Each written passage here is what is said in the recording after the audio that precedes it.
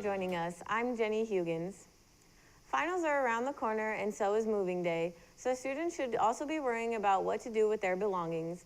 Instead of just throwing them away, Aaron Petrash has a better idea on what you can do with your items. It's that time of the year again, where garbage containers around school are being filled with perfect condition items thrown away by students.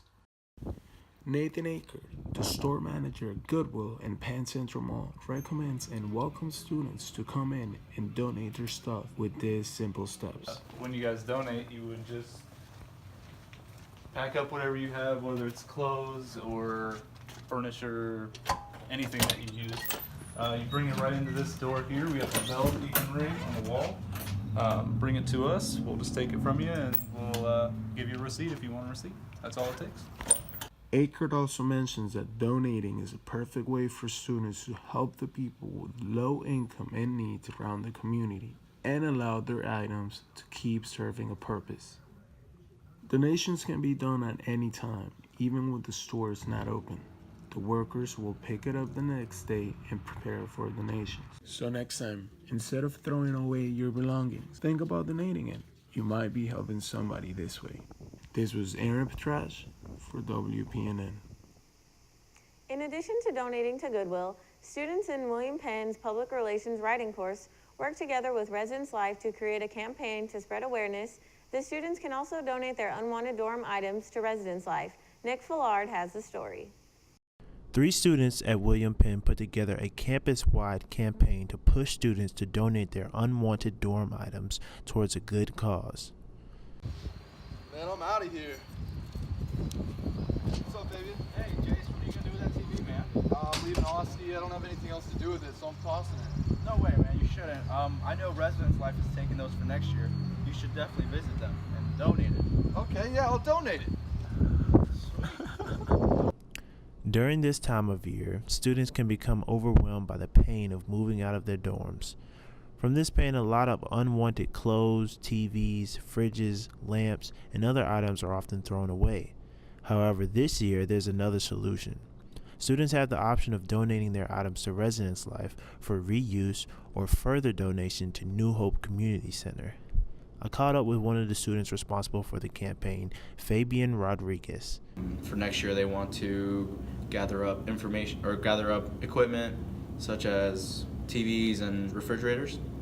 And what they wanted to do with that was give a chance for students who come from far away, don't have a car, kind of give them a chance to have that availability right away for like a short or for like a reasonable price. Which is like, I think they were talking about $25 to lease it for the year. So we thought that was a neat idea. So what we wanted to do is spread awareness on that. The campaign included a number of different marketing tactics, including more than a dozen flyers put up all around campus, as well as a social media campaign across all of the school's social networks. Hey, bro, I'm getting rid of all these clothes, man. I'm heading out. You want any of them? They actually probably won't fit me, man. But I know New Hope has accepted donations. For real? Yeah, they'll be on campus. So we could donate it on campus. Okay, I'll do that then. Sweet. The campaign has already drawn a number of different items and is sure to bring in more as the year comes to a close. This is Nick Fillard with WPNN News, signing off.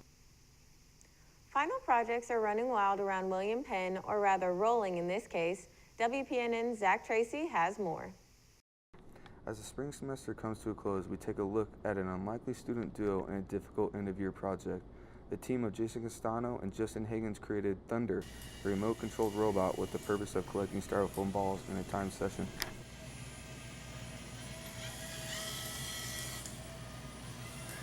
For our final project, we had to make like a little robot that we'll be using to run a course to kind of pick up and like push some little styrofoam balls up a ramp into like a little bin. And the more you pick up, the better grade you get. Using pneumatics and air pressure to power the robot was the hardest part for the team, as 80% of the grade was just to get the robot moving. The team started from scratch and built the robot from the ground up. Upon finishing the project, Jason realized that he had some spare time, so he decided to have some fun with it. Well, the reasons why we put it on there is we've been done with our project for about a week and a half, 2 weeks before everybody else. So we still had to show up to class and do stuff. So I don't know, we just decided to make a flag for the piston, but then I got an idea to put our faces on it and make it a little more funny and have more fun with it. So decided to just take a picture of his face, my face, cut it out on Snapchat, and email it to myself, and went from there. The duo is now waiting for finals week so their classmates can catch up and compete in the course against them. The team is hopeful and fully confident that they will win the competition and bring home the highest grade as Thunder hits the streets this week. In Oskaloosa, Zach Tracy, William Penn News Now. Although Justin Higgins declined an interview for this story, his partner Jason wanted his work to be seen, stating that Justin did most of the technical side, and without him, the project wouldn't have been done as fast as it was. With the school year coming to a close, seniors in the Digital Communications Department have been working hard to create a final project for their portfolio. Fabian Gutierrez, Nick Fallard, Aaron Petrash, Jared Buckaloo, Whitney Moore, Cheyenne Hawkes, Jenny Hugans, Kadeem Ellington, and Rose DeGeest all presented their final projects to students and staff from William Penn. Their project topics range from photography to special effects makeup. The seniors have made their mark at Penn, and we wish them the best. A William Penn employee has served the student population for 58 years, and he feels it is time to take another step in his retirement. Jared Buckaloo has more.